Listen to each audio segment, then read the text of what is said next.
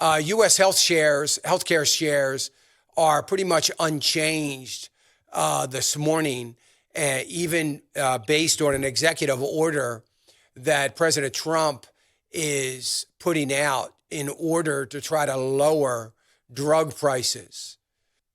We've been hearing this by the way, every congressman on Capitol Hill, or at least House of Representatives, that is running for re-election, every one of them, Democrat and Republican, will talk about this between now and November because they're running for re-election.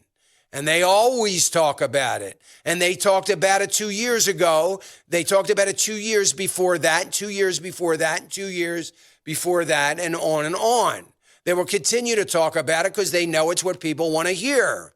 They know, the politicians know, that people have missed the point about actually getting something done. President Trump runs for election and said, we got to get something done. He comes into office, says we've got to get something done. Every year, we've got to get something done. We've got to do something about this. This is not good for our senior citizens. It's not good for the rest of the public. There is price gouging going on. It's got to stop.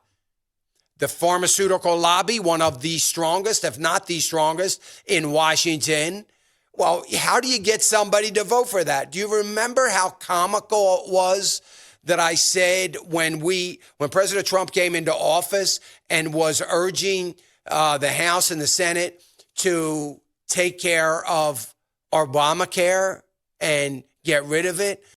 I laughed about it. And I said, I guarantee you, as sure as I'm sitting here, some of you will remember me saying this, there is no way on God's green earth that there is ever going to be anything done about Obamacare. Why? Because the two leaders, Mitch McConnell and Paul Ryan, by the way, both Republicans, we're never going to get anything done because they had, between the two of them, taken close to $3 million from the healthcare lobby. All you got to do is look at the money and follow the money. Come on. They weren't going to get anything done.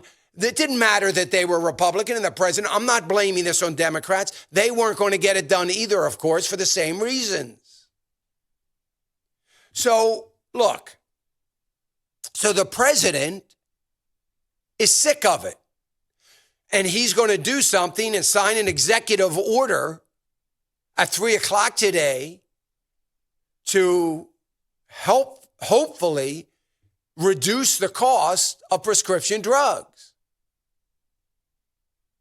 Now, the media is saying, well, he's doing that because it's a re-election. No, he's not. He's been talking about this before he was elected. He's doing it because there's no leadership on Capitol Hill. There's no backbone on Capitol Hill.